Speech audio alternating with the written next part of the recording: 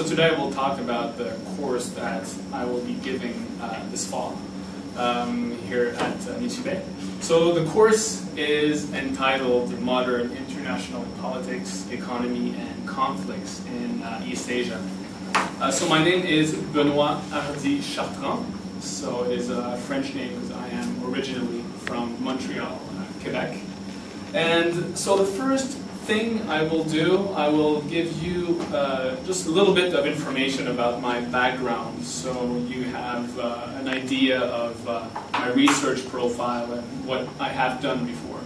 So I have a bachelor's degree in political science from the University of Montreal, and part of my bachelor's degree was at Yonsei University in Korea, South Korea, which is one of the top universities in South Korea. I also have a master's in international relations from University of Quebec in Montreal. So those two universities are different, University of Montreal and University of Quebec in Montreal. So I have my master's from there. I have quite a bit of experience in Asia also, which is my field of specialty. So I have lived and done research in Cambodia. I have worked in China as well and done research in China. I have, of course, lived and worked here in Japan. Last year I was at United Nations University, Kokuren Daigaku. And also I studied, of course, in South Korea, and I traveled to North Korea in 2009, and I should be going back to North Korea this fall. So, I'm generally, my field of specialty is East Asia, but more specifically North Korea. And since 2010, I am a researcher at Raoul Danzurand Chair of Strategic and Diplomatic Studies. So what do I do for them? So by conducting research, I publish articles for them. I do conferences, lectures, and talks in different environments. And I also do media appearances, so appearances in radio or, for example, TV about East Asia and more specifically about North Korea. So today, my presentation, like I said, is about my course. Thank you all for coming, and I hope that you will enroll in my course. And I will give you first just a summary of the subject of East Asia international politics. And I will give you a short summary of each class that I will be giving. And at the end, I hope that you will have some questions or comments or discussions together. So my presentation will not be too long, maybe 40-45 minutes. And if we have time, we can talk about anything after. Okay, so this will be my course. So you have all 10 sessions here. So it covers a vast array of subjects about East Asia. So there should be something for everyone, where we'll be talking about economy, about politics, about history, about conflicts, security. So very vast subjects. In my opinion, there are two essential subjects to study for any students of international relations or anybody who is interested in international affairs and world politics. One of them is United States and U.S. politics, U.S. society. That is one. And the other one, in my humble opinion, is East Asia and China. So, to me, these two are absolutely essential subjects, and which is why I think a course like this one is very important. Why is it important to have a good understanding of East Asian politics, economy, and history? Well, the world is increasingly looking towards East Asia and China, and for many reasons. There is China, of course, the rise of China. There is increasing power, especially increasing economic power coming from East Asia. This power is transferring from the West and towards here in East Asia. And also with China becoming the power that it is, there is a risk for conflict, a risk for rivalry between, there is already rivalry between China, between Japan and South Korea, and of course North Korea. So that makes this region extremely important to understand. There are both positive and negative points, negative aspects to the importance of East Asia. The positive ones, we'll start by the positive. We have extremely large economies in East Asia. We have the second, China, the third, Japan, which was the second until 2 years ago, and the 13th economy in the world, 13th biggest, which is South Korea. So these are very successful, well, generally successful and thriving economies. We have a lot of trade, increasing trade between regional countries in the region. We have very large markets for business. Just look at China, 1.3 billion people, an incredibly vast market for any business. We have generally friendly business environment for foreign companies, especially in Japan and South Korea. So you can see that these are generally the positive aspects. But of course there are negative aspects to the development here in East Asia. There are many security problems, mostly territorial disputes, and you are all familiar with territory disputes that have been going on for many years, but it's been increasing and becoming more furious in the past few years. So, of course, the most famous one is the dispute with the Senkaku Islands, which are claimed by China. So they call them the Diaoyu Islands. This is one of the main problems. There is also a little less important dispute, not as big as the Senkaku one, but there is also the Takeshima Island dispute. Takeshima, which is right in the middle of South Korea and Japan. So South Korea, they call it the Dokdo Islands. Another very big problem, which affects relation between South Korea and Japan. We have many other disputes as well in the South China Sea. So China is being more assertive, more strong behavior in South China Sea. So that is one of the negative problems. Not only that, but also we have the problem of nuclear weapons in East Asia. So we have, okay, there are 9 countries with nuclear weapons in the world, 9 countries. 4 of these 9 are in East Asia. So we have China, Russia, which is also part of East Asia. We have, of course, North Korea since 2006, and United States, because the United States is a part of this region. And so there's also the problem of another negative aspect is also the increasing nationalism in each of the regional powers. We have seen last year there were a lot of demonstrations in China during the dispute, and these demonstrations were fueled by very strong form of nationalism. So that is a big problem also. And there is, of course, another negative aspect, the problem of North Korea, which poses a threat, a problem, a danger for this region, but also beyond the region of East Asia. So now I'll quickly present the 10 sessions that will be part of my course. So the first one, introduction class, the rising power of East Asian states towards a post-American world. So this first, well, at the end of World War II, Asia was in ruins. So China was in the middle of a civil war. Japan, of course, was ruined after the defeat at the end of World War II. Korea was being separated by the United States and Soviet Union, and was slowly going towards the Korean War, which started 5 years later in June 1950. So since the end of World War II, East Asia has come a very long way. And the name of this class is Towards a Post-American World.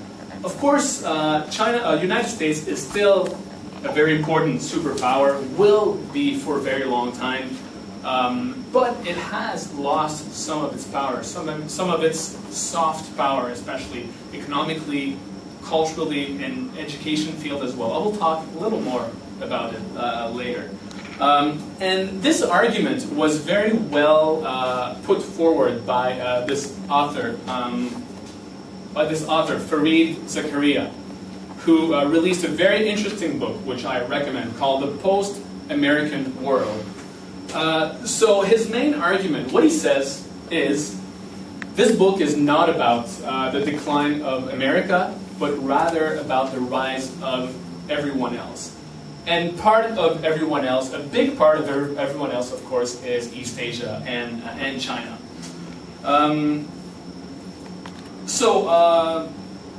What will we see in this class? I think this will be a perfect introduction to this course. We will examine the rise of China and East Asian states. And more importantly, we will see what are the consequences of the decline of the United States and the consequences of the rise of China. And what will be the role of the United States in East Asia? Recently, we have seen a U.S. pivot toward Asia. It's their official policy, which means they are rebalancing their attention and their resources to East Asia. So taking away a little bit of the attention from other regions, for example, Iraq and Afghanistan, and focusing more towards East Asia. Physically, economically, they want to have more troops in East Asia. So this is the pivot to Asia. What are the consequences of the pivot to East Asia? So we will talk about this also. Of course, China is not comfortable with the pivot to Asia.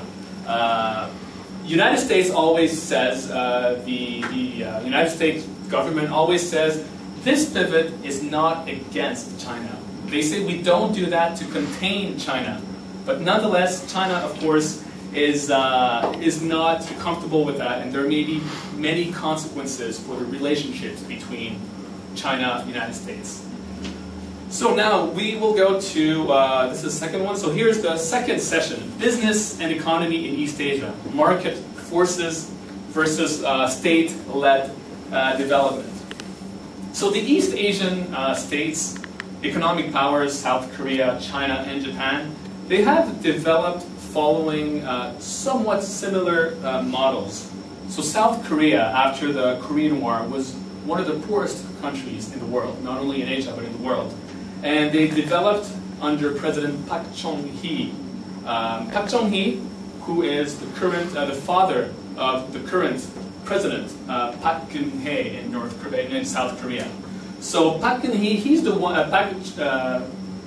Park Chung-hye, sorry. So he's the one, Park Chung-hye, who helped South Korea to develop where it is today, based on a very export-led economy. So based on export. And now today, in 2013, South Korea is the 6th exporter in the world.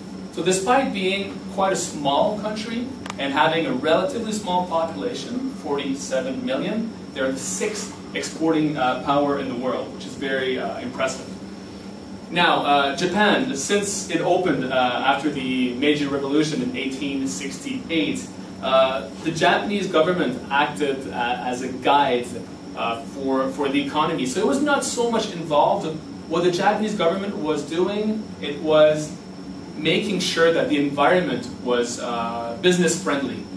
But then after that, after World War II, so Japan was ruined, as you know, and the Japanese government started being more involved in the economy, more interventions in the economy, and they put policies specific policies that contributed to the development of the economy.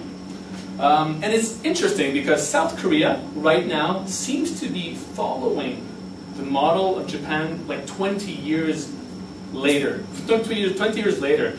And many South Korean economists are worried right now because they look at some numbers, some indicators, and it shows that Korea is kind of, will go the same direction of Japan. So with economic problems that Japan has now, economic stagnation, deflation, low birth rate. So it's very similar model, just different time, just later. And if we look at China also, so since it opened under Deng Xiaoping in 1978, China's growth was due to also major interventions from the state, a combination between capitalism and state and central planning, socialist central planning, which is very interesting combination. So today it is a market economy, but also very heavy state involvement in the economy. And today, state companies in China are among the largest companies in China, the largest companies in the country. So what are we going to see in this class? So we're going to see the overview, summary of the economic situation in East Asia. We will understand how these countries got to where they are right now. And we will look also at the consequences of China's success. What does it mean to have a free economy with an authoritarian government, with a dictatorship? What does it mean? This is not such a common model in the world. So what are the consequences of having a successful dictatorship?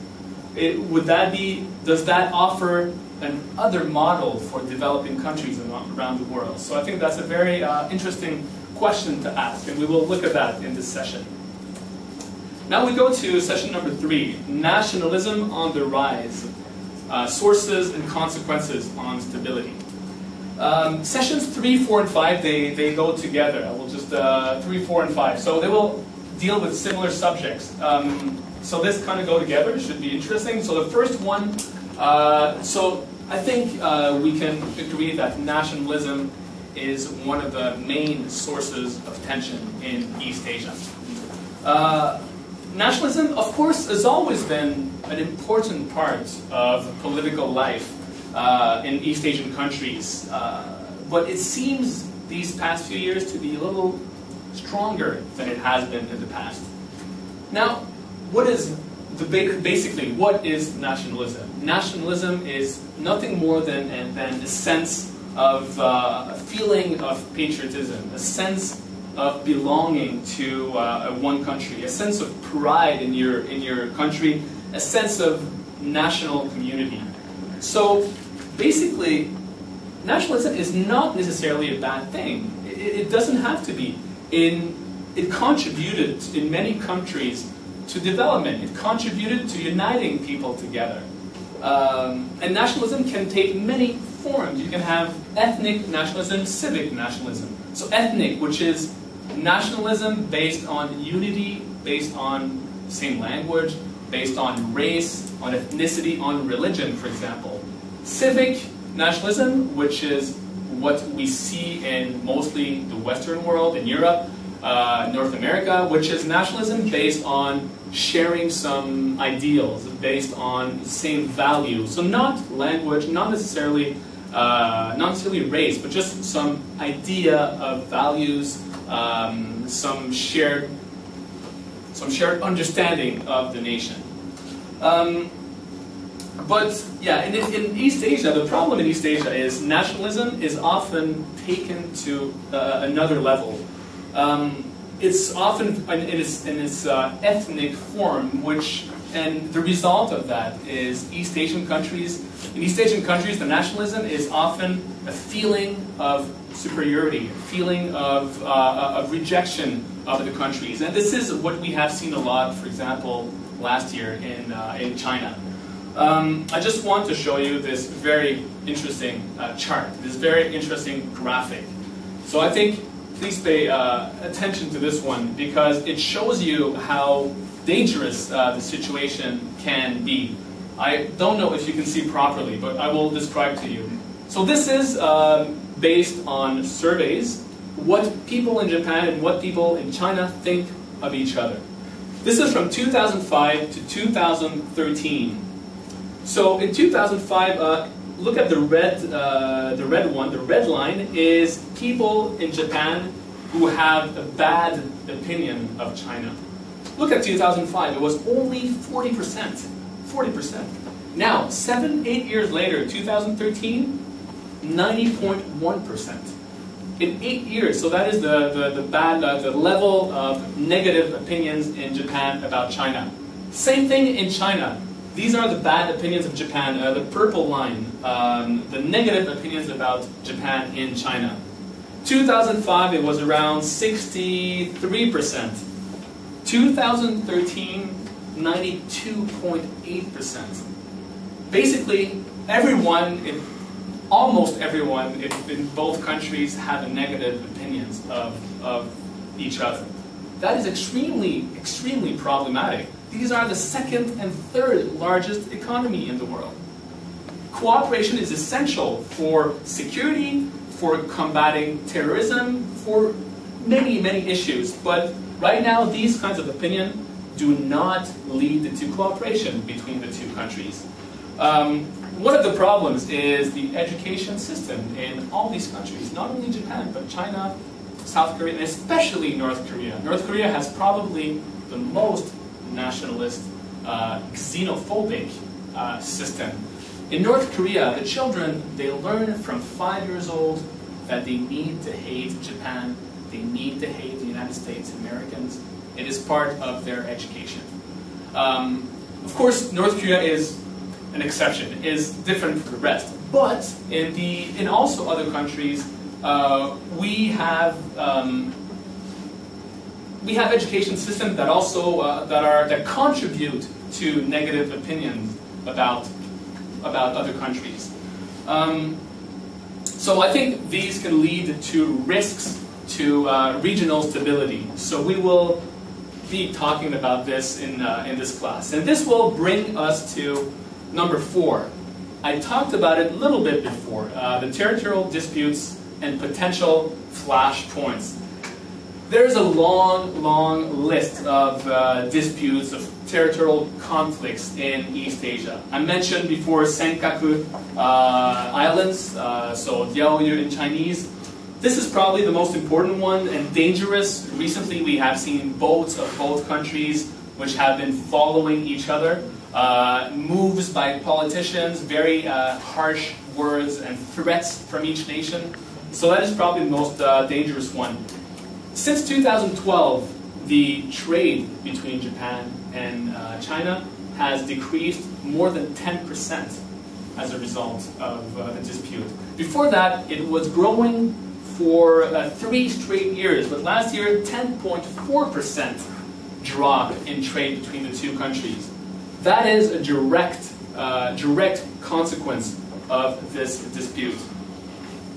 There is the other one that I mentioned also, Takeshima and Tokto in Korean, so in the middle of the two. This also affects relation between South Korea and Japan. Last year, South Korean government and Japanese government, they reached a deal, an agreement to share intelligence, to share some knowledge on certain issues. When the South Korean public, they learned about that deal, they protested, and the South Korean government, they canceled the deal because of that, and the minister quit his post because of the reaction from the public. And why? And this is all directly, again, related to the island dispute, Takeshima Tokto. So I just want to show you how negative these disputes are for relations in the region. There is, of course, the the South China Sea. So many disputes in South China Sea.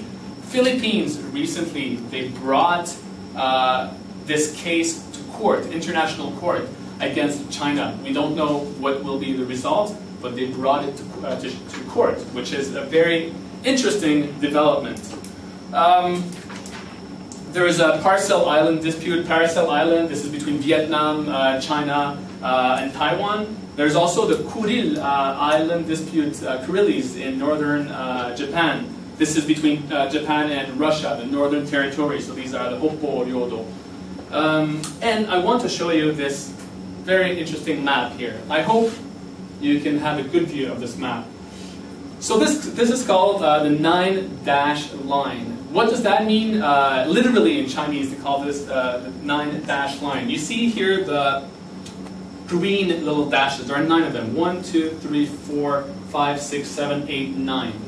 This shows the whole area that China is claiming for its whole territory. So look at that. This is where China is, and it wants to claim all this area, very close to Philippines, Malaysia, Brunei, Vietnam, and Taiwan. And this is a result of course, of China's growing power, growing confidence also. But as you can imagine, everyone is very uncomfortable. Everyone except China is very uncomfortable with the 9-dash line. So you have practically all these islands here are disputed. So potentially very dangerous situation. So have a good look at this because this is very important math. So session number 5 now. China, Japan, South Korea's complex relations, the heavyweight of history. I hope, well, if we compare the evolution of relations between the regional powers, China, Japan, and South Korea, it's very interesting to compare with the evolution of relations between powers in Europe after the Second World War. The evolution of relations between, especially France, Germany, and Britain, for example. After World War II, France, which had been occupied by Germany, not even they had commissions, they had reconciliation, and 10 years later, Germany and France had one of the strongest bilateral relations in Europe. If we compare that to the case that we have in East Asia, 60 years later, the rivalry, the competition between these countries is still extremely strong. The hard feelings are still very present in the region. But I said to you earlier, there's a need for more cooperation in the region. Cooperation to coordinate policy on North Korea, cooperation on terrorism, for example, cooperation on policies for global warming. All these things need cooperation between China, Japan, and South Korea. So this is what we're going to see in session 5. In session 6, Japan's changing role in East Asia and the world. I really hope that we can have a good discussion in class about this subject. I think this I think everybody will have a very interesting opinion about this subject. But what we will talk about is, of course, the problems that Japan had in the past few decades. So right now, as you know, there's the long-term economic stagnation. There is a lost decade, and now some people talk even about the 2 lost decades, or the lost 2 decades. Not everybody agrees with that, but it's still, for some people, the 2 decades have been lost. Now, what should be the role of Japan in 2013 in East Asia, and also in the world under the Prime Minister Abe Shinzo? Of course, economically, Japan will not regain the power that it had in the 1970s or 80s, but politically, should it have a bigger political voice that is as important as its economy? And it seems right now that Prime Minister Abe, this is what he wants for Japan. He wants Japan to be a more powerful voice in the region. So what do you think should be Japan's role in the region? Will Japan expand its military power? I think that should be very interesting discussion, very interesting topic. So as you know, Prime Minister Abe, he said he wants to revise Article 9 of the Constitution. Article 9, which says that Japan cannot have offensive armed forces, only self-defense, the jieitai. So, of course, there is a lot of opposition to Prime Minister Abe's plan, especially coming from China and South Korea, because of history between the 3 nations.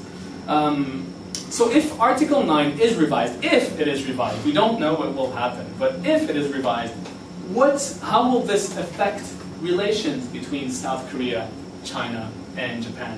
And also North Korea. This could have extremely important consequences. So I really hope that we can have a good discussion about this in this class. This should be a very interesting session. This brings me to also another interesting topic. Is China a force for good, or is it a destabilizing factor in East Asia? So since 1978, China's growth has done amazing good for its people. 400 million people have been taken out of poverty in 30 years. Of course, so this economic growth is something that we have rarely seen in the history of world economy. The other comparable would be maybe Japan in the 1960s and 70s, the economic miracle in Japan. But it's interesting because right now, from Chinese point of view, from Chinese perspective, they are only regaining the position that was always their position before. Since until the 18th century, China was an extremely important power in East Asia. And after that, there was the century of humiliation. They call that a century of humiliation because for 100 years they lost all their wars, every war that they were part of. They had to sign deals that were very bad agreements for them. So that was the century of humiliation. But now they're out of that. They are out of that, and they just want to reclaim the place that they had at the top of East Asia, or in the middle of East Asia, because the Middle Kingdom. But with China's development, it comes, as you all know, with a certain confidence. They're more assertive now. Their behavior is stronger, something we did not see 10 or 20 years ago. We see right now from China behavior that is worrying for Japan, for maybe not South Korea, but for the United States and Japan. Look at the way that they behave in the South China Sea. Look at the way that they behave regarding Japan. So this could be a problem. And again, I go back to the 9-dash picture. That is a very good illustration of of China's growing power and growing assertiveness. So this is what we will talk about in session 7. Now I bring you to session number 8. So we will be at the end of this course. So session number 8. Military forces and potential for armed conflicts. Personally, I'm very interested in anything that has to do with armed forces, so this should be an interesting session. So in East Asia, we have extremely large and powerful armed forces. China has the largest armed forces in the world in terms of number of soldiers. More than 2.5 million soldiers, active soldiers. North Korea has the 4th largest army in the world. 4th largest, more than 1 million. If you add a reserve in North Korea, the reserve army, you can go up to 8 million people that are ready to take arms in case of conflict. South Korea has the 6th largest army in the world. And not only large army, but we're talking also about developing technologically, the army is becoming more modern, more dangerous. Right now, at this point, if we look at China's army, they're still very far from the United States military force, of course. Even a Chinese defense minister a few years ago, he said China is 20 years behind the United States in terms of army technology.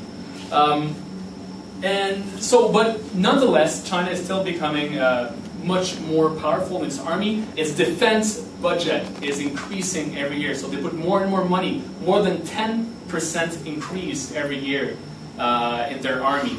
And because of that, Japan, of course, is feeling more threatened. They see the danger from China. This year, I think 1 month ago, Japan released its white paper on defense. So every year they release a paper that talks about the security situation of Japan. In that paper, they talk about China as one of the most important security threats for Japan. So you can see this evolution in China worries a lot of people here, not only the population, but Japanese government. Now, if we talk about Japan's SDF, the Jieitai, so it's also, although it cannot go abroad, it cannot be deployed abroad, it is still very powerful and technologically advanced. Just a few, I think it was about a month ago, you may have heard, but Japan has released, or not released, but it has put out a new destroyer, which is, I think, one of the largest in the world. I have a picture, right? Japan's Izumo, one of the latest ones.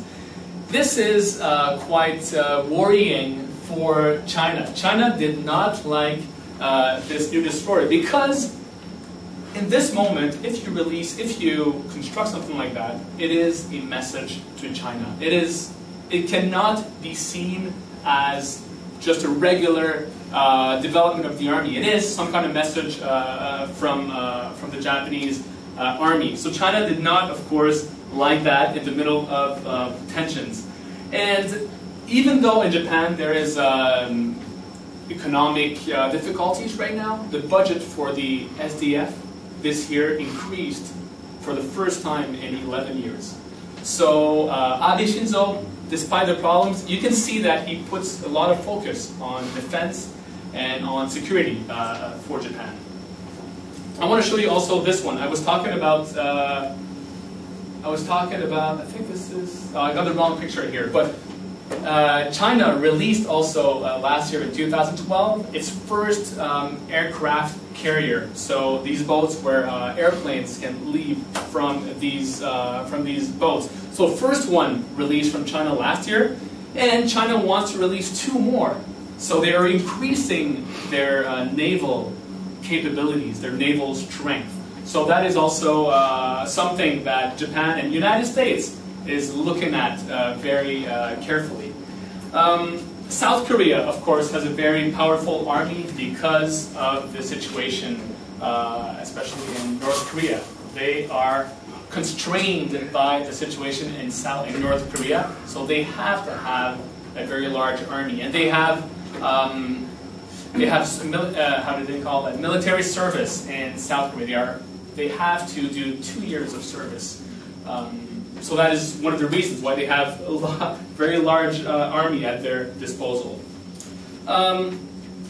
So it's interesting also, if you look at the size of the armies, the importance of armies in strategic thinking in East Asia here, if you compare to the importance of armed forces in, for example, I was talking earlier, the European nations. So this security mindset is a lot more important here that you see in European powers. So I think this is a very distinct characteristic of the East Asian region.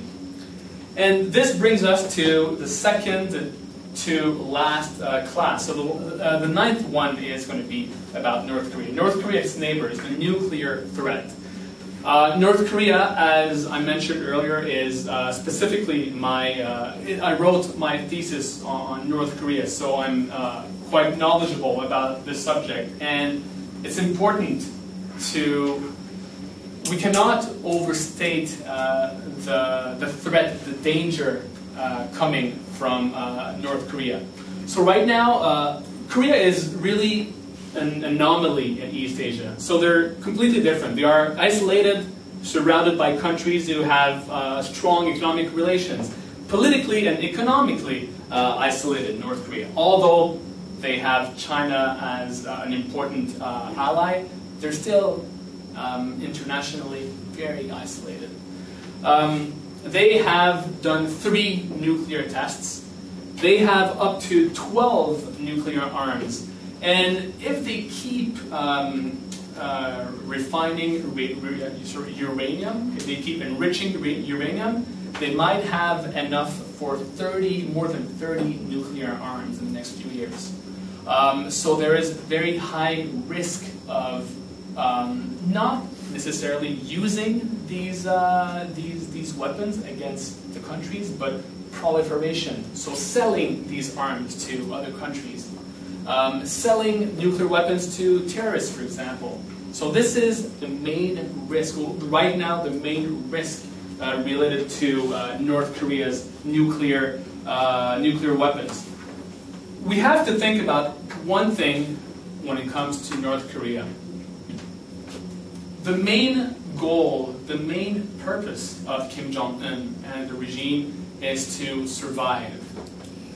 What they want, they don't care if the population does not survive. They want to survive. The regime, the people in power, they want to survive. And they are willing, they are ready to do anything for that. So therefore, that is why they will not use nuclear weapons against another country for no reason. Because if they do that, then immediately South Korea, Japan, United States will invade, attack them, and this will be the end of the regime in North Korea. So they will, of course, not do that. But I don't want to say that there is no danger. The danger is still there for proliferation and the danger of miscalculation. You remember this year in spring, there was a lot of tension in North Korea because of every day Kim Jong-un was saying, oh, we will attack South Korea, we will attack Japan, we will strike United States, almost every day for about 2 months. When you have a lot of tensions like this, the risk is miscalculating. Both armies are facing each other, armed forces. It's possible that some side does not understand exactly what the other side wants. Maybe some armed forces are moving, are being mobilized, and they take the wrong signal, the wrong message, and this can create some strife, some conflict. So this is one of the main risks related to the situation in North Korea. I want to say that the main risk with nuclear weapons, the problem is it will remain a risk for a very long time because North Korea is not ready and does not want to denuclearize. Many people, we still hope that they will denuclearize, but they cannot and they will not do that. Nuclear weapons are too important to Kim Jong-un, too important for the regime. It has helped them to survive. It has helped them to use their nuclear weapons to get some money, to get some food, to get some aid from other countries. So it has been a very important tool for the regime. So many people think North Korea they think Kim Jong-un, they think the regime is crazy. But no, they are rational. They would not have been able to survive if they were crazy, simply.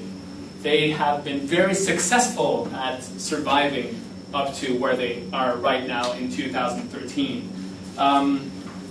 But nonetheless, we will talk in more details about North Korea, but definitely one of the main threats in the region. And right now there is better relations between South Korea and North Korea for the last month, but we never know when things can change. Things are extremely unpredictable when it comes to relations with North Korea.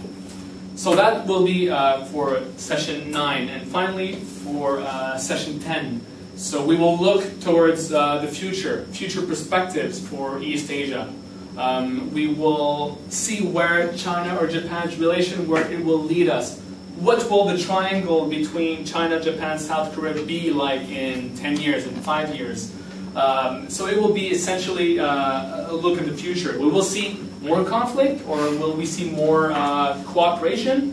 What about the economy, growth, or stagnation again? So that should be interesting to look at the future of the East Asian region. So this is for session 10. So this will be basically what this course will be about. What are the objectives of this course? You can see it in the pamphlet that is on your table. But so the seminar, this course that I will be giving, of course I want to help the students and the participants to have a deeper, to have a broader understanding of many important aspects in East Asia: economy, politics, security, history, but mostly current modern situation here in East Asia. I want, of course, people who will take this class to feel comfortable to exchange views, to exchange opinions about these very important issues. And of course, I'm also hoping that people will feel comfortable in this course with the level of English, and I'm hoping this will also help people be comfortable in talking, be comfortable, and that will help them to improve also their level of English proficiency. So thank you very much, and I really hope that I will see you in this course in October. And so if you have any questions or comments, I welcome your view. Thank you very much.